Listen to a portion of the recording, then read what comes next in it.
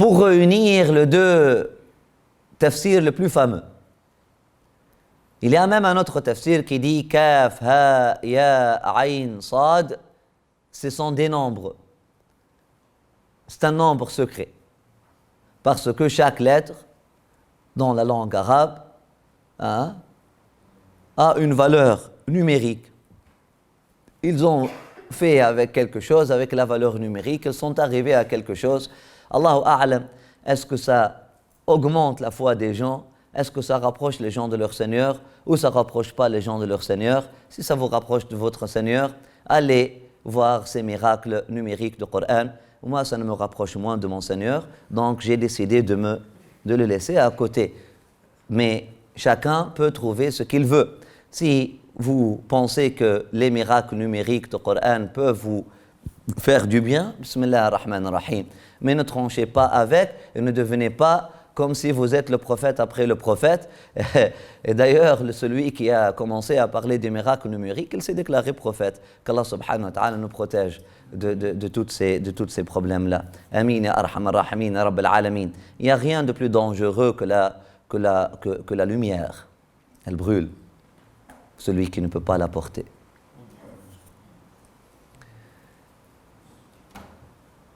Qu'Allah nous protège, Inch'Allah.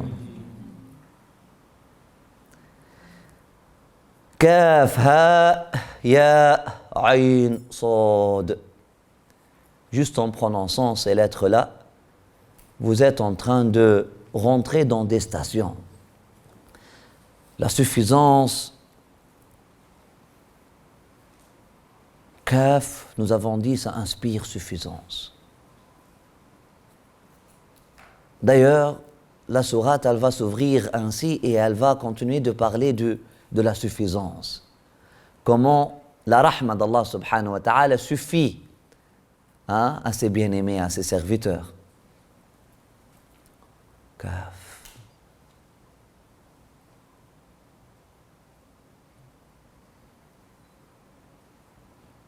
Ha. Ha. C'est la lettre qui inspire la nostalgie, l'amour le plus fort, c'est le soupir, ce qu'on appelle la lettre de la poitrine, ou même le nom de la poitrine. Ha, seul, est un nom. Ha, Ya, ça inspire, nous avons dit, la nécessité, le besoin, j'appelle, j'appelle au secours, j'appelle à l'aide, j'appelle, Ayn, Ayn, Ayn ça veut dire œil, Ayn ça veut dire source. Min al-ayn al-ayn wa al-ayn.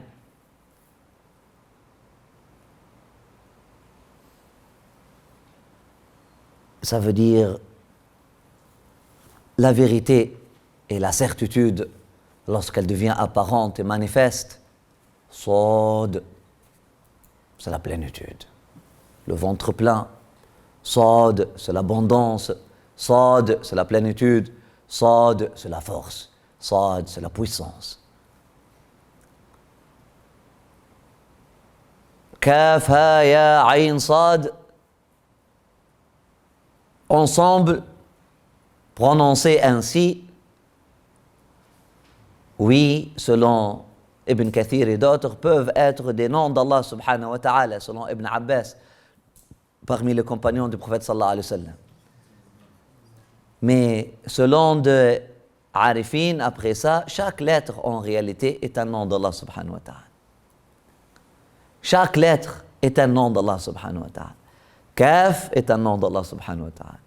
Ha est un nom d'Allah subhanahu wa ta'ala. Ayn, Ya est un nom d'Allah subhanahu wa ta'ala. Ayn est un nom d'Allah subhanahu wa ta'ala. Sad est un nom d'Allah subhanahu wa ta'ala. Parmi les 28 lettres arabes, il y a 14 lettres qu'Allah subhanahu wa ta'ala a choisies pour citer au début de certaines sourates. de cette façon-là, de façon détachée. Alors que la sunna dans le Coran, c'est de lire les lettres attachées. Normalement, al-aslu fi al-Qur'ani al-ittisal, al-Qur'anu mabniyun ala al-wasl. Le texte coranique, il est construit sur la règle de la continuité. Même vers la fin de la sourate. Même vers la fin de la sourate, vous tournez la page, vous trouvez وَلَا يُشْرِكْ بِعِبَادَةِ رَبِّهِ أَحَدًا. Oui, nous, on la lit ahada. Sauf que vous allez trouver que ce n'est pas ahada, c'est ahadan. Parce que si vous voulez continuer, وَلَا يُشْرِكْ بِعِبَادَةِ رَبِّهِ أَحَدًا بِسْمِ اللَّهِ الرَّحْمَنِ الرَّحِيمِ. Après ça, si on laisse, même Bismillah ar-Rahman ar-Rahim. Bismillah ar-Rahman ar-Rahim, kaf, ha, ya, ayn, sad. ذكر رحمة ربك عبده زكريا إذ نادى ربه نداء خفيا قال etc. Vous pouvez continuer si vous avez le souffle. وليس في القرآن من وقف وجب. Il n'y a pas une seule pause ou un seul arrêt qui est obligatoire dans le Coran. Vous pouvez continuer, hein? Vous pouvez continuer, réciter, si vous avez le souffle, vous pouvez continuer tant que le sens est clair dans votre esprit. وَلَيْسَ فِي الْقُرْآنِ مِنْ وَقْفٍ وَجَبٍ. Tous les arrêts dans le Coran sont mandoub, sont là juste pour le net, sont bien pour éclaircir le sens, pour ne pas donner confusion, hein, pour ne pas porter confusion. Naam. L'exception, c'est ces lettres-là. Tu ne peux pas dire Kaha ya ayn sad dhikru. Non, tu ne peux pas. Tu dois la lire de cette façon-là, de la façon détachée. Cette lecture-là, on l'a eu comment? On l'a eu comment?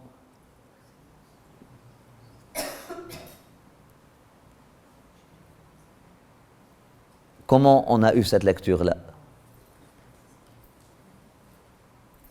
Juste en lisant le texte. Comment tu sais, lorsque tu lis le texte, disons, tu vas apprendre l'arabe à l'université de la Sorbonne, ou tu apprends l'arabe à l'école de la langue arabe la plus prestigieuse au Liban. Le restant du texte du Coran, ذِكْرُ رَحْمَةِ رَبِّكَ عَبْدَهُ زَكَرِيَّا, vous allez être capable à 100% de le lire exactement comme ça. Entre toi et lui, il n'y a que le savoir de la récitation, le savoir de la lecture, excusez-moi, la connaissance de la lecture. Voilà. Là, la lettre zal, au-dessous de zal, il y a kasra, donc c'est zi. Après ça, il y a kaf avec sukoun, donc zik. Après ça, il y a ra avec dhamma, donc ru, zikru, rahmati, etc. Mais pour kaf, ha, ya, ayn, sad, si tu étudies à la Sorbonne, tu vas être tenté pour la lire kahayas, quelque chose comme ça. Mais tu ne peux rien comprendre. C'est quoi kahayas? C'est quoi? C'est un nom de quoi? Tu ne peux rien comprendre. Donc comment nous avons eu cette science, cette connaissance de lire kaf, ha, ya, ayn, sad, ces lettres détachées là, par la transmission orale. Et lorsqu'on dit transmission orale, on dit quoi? Qu'est-ce qu'il y a? C'est quoi le secret de la transmission orale? أعجب لفصل أتم وصلا. Ces lettres détachées là sont les lettres qui vous attachent au prophète sallallahu alayhi wa sallam le plus. Parce qu'il n'y a pas un autre moyen que de les avoir entendus de quelqu'un qui les a entendus de quelqu'un, qui les a entendus de quelqu'un, qui les a entendus de quelqu'un, qui les a entendus de quelqu'un, qui les a entendus de quelqu'un, qui les a entendus de quelqu'un, qui les a entendus de la bouche du prophète sallallahu alayhi wa sallam. قال حبيبنا وإن لم يكن علة من وراء أو مقصد من وراء هذه الحروف المقطعة غير هذا لكفى. S'il n'y avait pas une autre raison, s'il n'y avait pas un autre secret derrière ces lettres détachées, autre que celui-là, ce secret-là serait suffisant. Parce que toutes les autres phrases du Coran, vous comprenez bien, toutes les autres phrases du Coran, n'importe qui peut aller à l'université, n'importe qui peut lire le texte arabe, par exemple ici, il peut lire le texte arabe ici, c'est un texte arabe, le Coran. Mafhoum?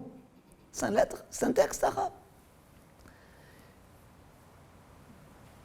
Même s'il n'a pas eu la baraka de la transmission orale, même s'il n'a pas eu, même s'il n'a pas été exposé hein, à la transmission orale, même s'il n'a pas rencontré une personne qui avait rencontré une personne qui a, ou au moins entendu, même s'il n'a pas entendu une personne ou écouté une personne qui a écouté une personne qui a écouté qui a entendu le prophète sallallahu alayhi wa sallam. Il peut lire le restant du livre du Coran sans et puis sans commettre des erreurs. Tout ce dont il a besoin, c'est le shakl. Hein? Les mouvements dessus des lettres, etc. Tout ce dont il a besoin de savoir lire les dessins. Ce dessin-là, c'est kaf, ce dessin-là, c'est dhi. Mais pour les lettres détachées, comme kaf, ha, ya, ayn, sad, vous avez besoin de l'écouter de quelqu'un. Oralement. Et ce quelqu'un-là a dû l'écouter de quelqu'un, ou l'entendre de quelqu'un. Et ce quelqu'un-là a dû l'entendre de quelqu'un. Et ce quelqu'un-là a dû l'entendre de... Allahu Akbar. De qui finalement? De la bouche du prophète sallallahu alayhi wa sallam. Bittawatur. Bittawatur. Il y a ikhtilaf d'ailleurs dans les riwayat, dans les qira'at. Il y a une divergence dans la façon comment on lit le Coran, à part ces lettres-là. Il n'y a pas une divergence. Qaloun, Warsh. Oui, pour la voix. Kaf, he, ha. Mais, subhanallah. Mais il y a cette lumière de transmission orale qui vous attache au prophète sallallahu alayhi wa sallam. Il y a ce secret-là.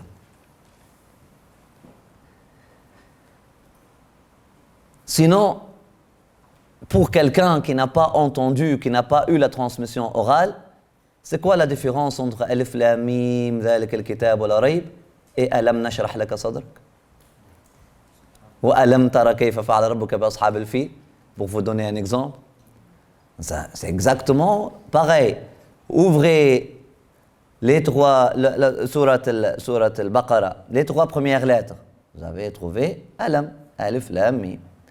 Ouvrez maintenant le chapitre 94 du Coran, Alam nashrah laka sadrak. Vous allez trouver que ça commence avec Alif Lam Mim. Ce sont les trois lettres. Pour Alam nashrah laka sadrak, on le lit Alam. Donc si quelqu'un qui a étudié à la Sorbonne, qui n'a pas eu la transmission orale, veut s'aventurer dans le Coran, il va lire Surat al-Baqarah, Alam ذلك الكتاب لا ريب فيه هدى للمتقين. كيفاش ألم ذلك؟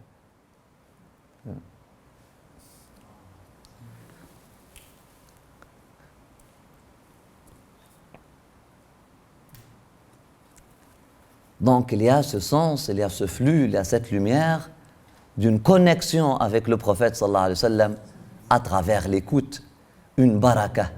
Donc vous êtes en train d'écouter cette sourate-là de la bouche du prophète sallallahu alayhi wa sallam. Ça vous ramène déjà à syntoniser avec le ton du prophète, avec le ton prophétique. Et nous avons dit qu'il y a un ton musical, mais il y a aussi un ton émotionnel et il y a un ton spirituel.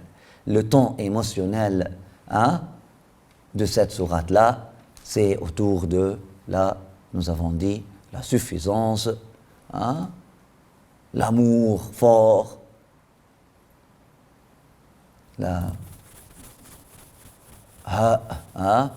les émotions fortes, l'amour fort, la profondeur de l'esprit et du cœur,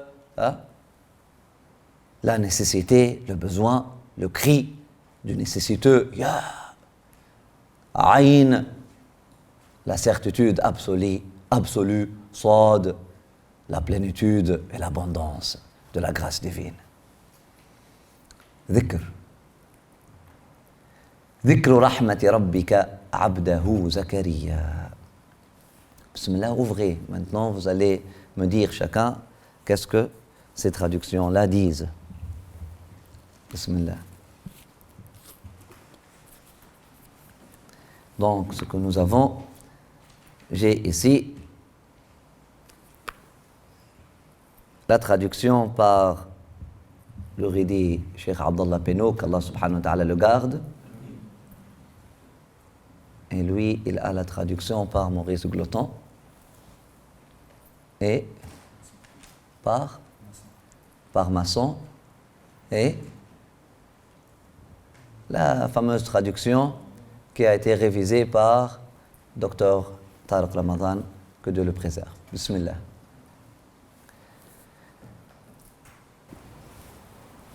Par le nom d'Allah, le tout rayonnant d'amour, le très rayonnant d'amour. Kaf, Ha, Ya, Ain, Sad. Rappel de l'amour rayonnant de ton enseigneur envers son adorateur Zacharie. Lorsqu'il appela intimement Rappel de l'amour rayonnant de ton enseigneur envers son adorateur Zacharie. Rappel de l'amour rayonnant de ton enseigneur envers son serviteur Zacharia. Qu'est-ce que tu as, toi? Passe-lui le micro. Kaf, Ha, Ya, Ain, Sad, récit de la miséricorde de ton Seigneur envers son serviteur Zacharie. Bismillah. Au nom de Dieu, le clément, le miséricordieux, Kaf, Ha, Ya, Ain, Sad, ceci est l'évocation de la grâce que ton Seigneur fit à son serviteur Zacharie. Ceci est un rappel en ce qui suit, mon bien-aimé Mohammed. Il y a un récit, un rappel pour ton cœur et ceux qui vous suivent de la grâce, de la miséricorde, de l'amour rayonnant de ton Seigneur, de ton Rabb, ya Muhammad, envers son serviteur Zacharia. Ceci, ou en ce qui suit, est le rappel de la miséricorde dont ton Seigneur gratifia son serviteur Zacharia.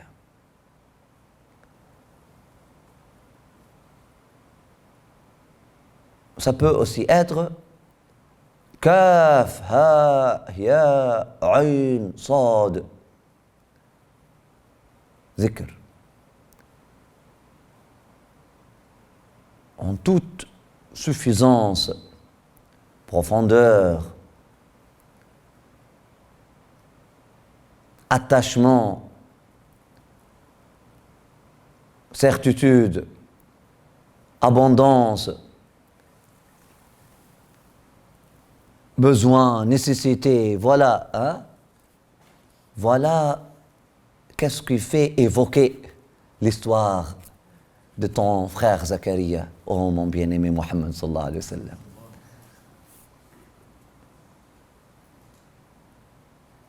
Ces sens spirituels-là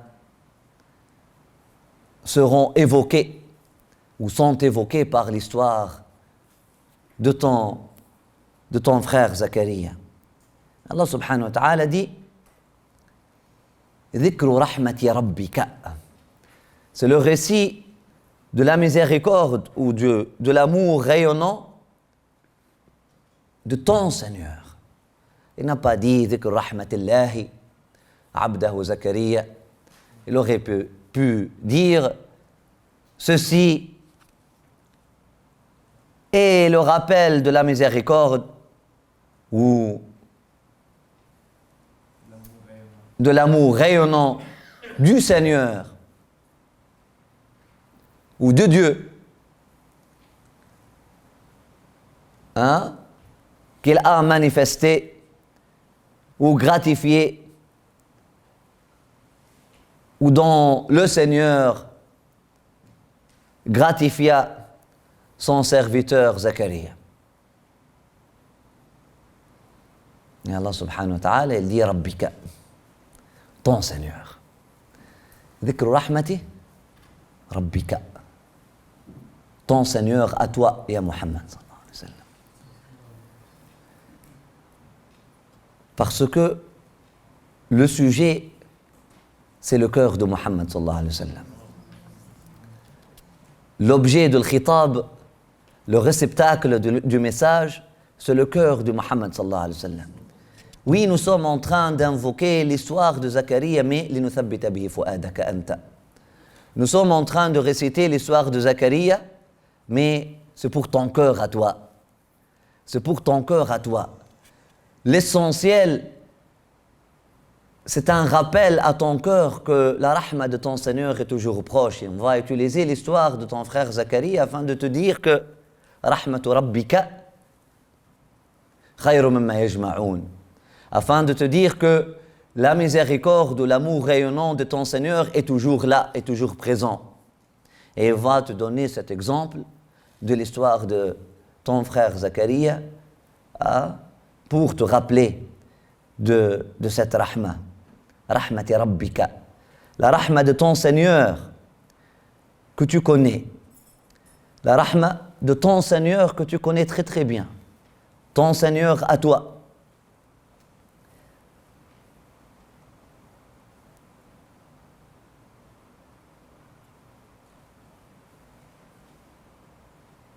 En arabe, on fait ça souvent. Lorsqu'on parle à quelqu'un, on lui dit Rabbuka Qadir. On ne lui dit pas Allahu Qadir. On dit ton Seigneur est capable de tout faire. Rappeler cet attachement, rappeler le lien, apporte quelque chose. Apporte beaucoup d'ailleurs. Dhikru rahmati rabbika. Le sujet de la religion n'est pas un sujet abstrait. C'est dans le concret. Le sujet de la religion n'est pas quelque chose qui est loin de la réalité ou loin de ta réalité, mais c'est ton Seigneur.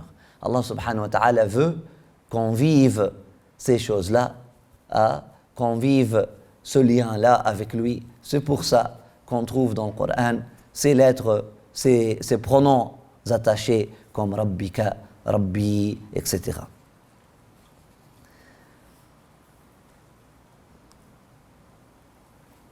Qu'est-ce qui est récité à toi maintenant, ya Muhammad, mon bien-aimé Muhammad? C'est le rappel ou le récit de la grâce abondante, de la miséricorde la plus profonde, complète, de l'amour rayonnant que ton Seigneur a montré envers son serviteur Zacharia. En réalité, Allah subhanahu wa ta'ala n'a pas dit khadimahu Zacharia. Il a dit abdahu Zacharia. Son esclave Zacharia. Son esclave Zacharia serait une traduction plus complète et meilleure parce que il y a deux sortes d'esclavage. Il y a l'esclavage qui fait humilier, si tu es esclave à quelqu'un qui prend ton bien. Il y a l'esclavage qui fait honorer si tu es l'esclave de quelqu'un qui te donne son bien. Si tu es esclave d'un être humain, l'être humain va prendre ton bien. Donc ça, c'est un esclavage d'humiliation. Mais si tu es l'esclave d'Allah subhanahu wa ta'ala, tu es l'esclave d'Allah et il te donne son bien, tu es en train de prendre son bien, ça c'est un esclavage d'honneur. Il n'y a pas un titre qui serait plus honorable que d'être l'esclave d'Allah subhanahu wa ta'ala. Ceci, mon bien-aimé Muhammad, est le récit béni de l'amour rayonnant ou de la miséricorde immense ou de l'immense grâce que ton Seigneur a montré envers son esclave Zacharia. Son esclave Zacharia, abdahu. ليس فقط خادمه عبده. Son esclave Zacharia. Sharaf, c'est un honneur. Allah subhanahu wa ta'ala, dans d'autres endroits du Coran, à chaque fois lorsqu'il veut parler du prophète sallallahu alayhi wa sallam dans une station d'honneur, il l'appelle par abdahu, son esclave. Subhanalladhi asra bi'abdihi layla. Le voyage nocturne, Allah subhanahu wa ta'ala, il utilise abdahu. Il n'a pas dit nabiyahu, il ne dit pas rasulahu. Bien que être son prophète ou être son messager ou être son... il n'a même pas dit habibahu ou être son bien-aimé. Il n'a même pas dit mahboubahu ou être ma'shouqahu. Et tout ça serait bien. Mais rien ne saura équivaloir la noblesse du titre abdahu. Parce que c'est l'amour suprême et c'est le lien le plus fort qu'un être humain puisse avoir avec Allah subhanahu wa ta'ala. Être le abd d'Allah subhanahu wa ta'ala. Le abd ne laisse rien pour lui. Le abd wa ma malakat yadah milkun li sayyidihi wa mawlah. L'esclave ainsi que tout ce qu'il possède est la possession de son maître. Et quel honneur pour ceux qui cherchent à perfectionner leur ubudiyya avec Allah subhanahu wa ta'ala. Donc cette ubudiyya est une ubudiyya d'honneur. Cet esclavage-là, c'est un esclavage d'honneur.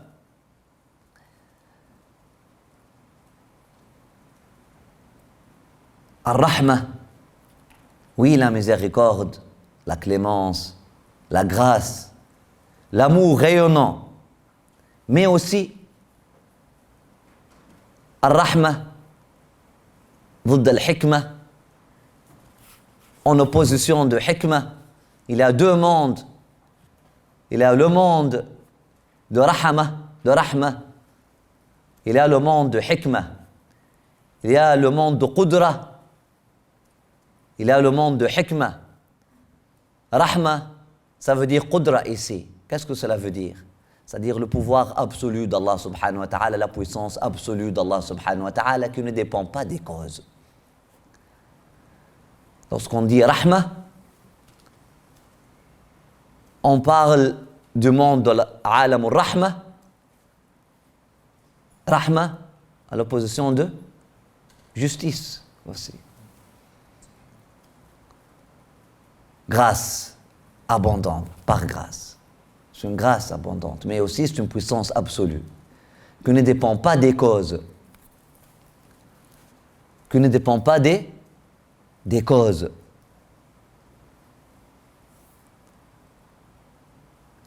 La puissance absolue d'Allah subhanahu wa ta'ala. D'ailleurs, dans l'histoire de Sayyidina Zacharia, on va voir que toute l'histoire, elle est à propos de ça. La puissance absolue d'Allah subhanahu wa ta'ala, qui utilise les causes.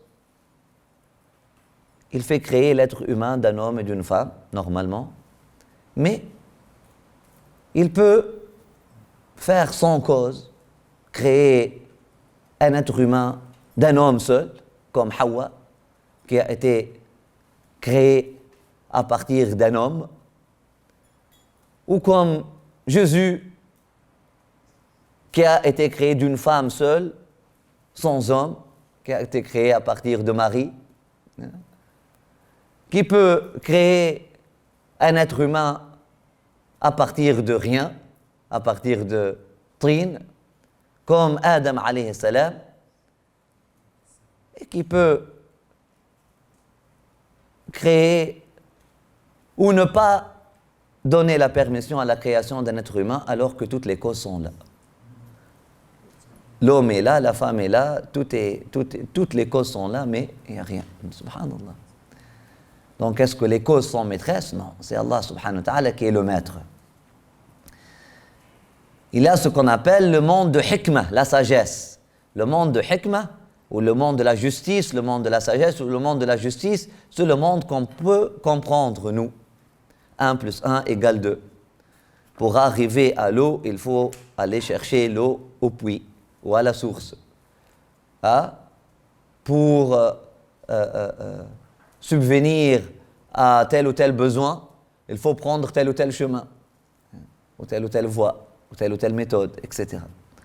Mais il y a Alam al-Qudra, la puissance absolue d'Allah subhanahu wa ta'ala, ou ce qu'on appelle aussi le monde de la rahma d'Allah subhanahu wa ta'ala. Ici, le nom rahma veut dire beaucoup plus que miséricorde, grâce, ça veut dire la puissance absolue. Lorsque ton Seigneur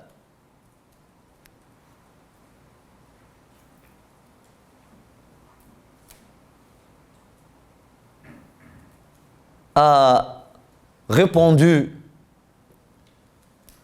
à son serviteur ou à son esclave Zacharia,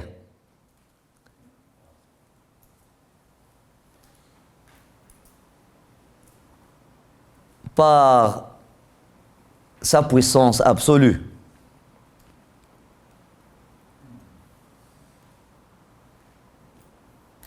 Il y a une récitation qui n'est plus là maintenant, mais qui est possible. ذكر رحمة ربك عبده زكريا. Donc c'est une phrase verbale, jumla fi'liya. Et lorsque le serviteur ou l'esclave de Dieu, Zacharia, s'est rappelé de la miséricorde absolue et de la puissance absolue de ton Seigneur, il l'a appelé إذ نادى ربه نداء خفيا.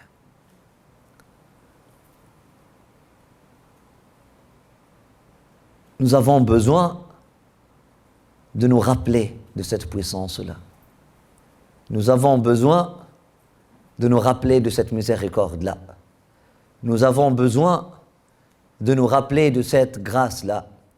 Nous avons besoin de nous rappeler de cette vérité-là.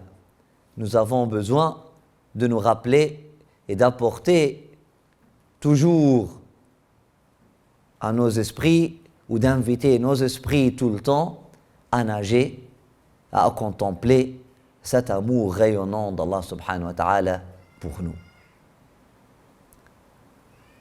C'est ça qui va donner l'espoir et c'est ça qui va faire naître la prière.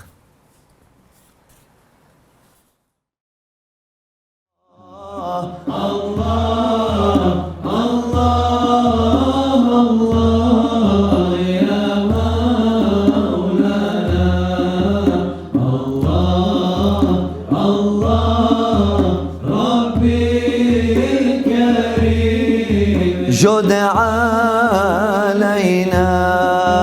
Quand mes yeux vous verront, aux gens bénis intimes, fidèles de la cité de Dieu. Allah. Quand entendrai-je enfin l'appel de mon bien-aimé être Chantez dans vos lieux. Allah, Allah.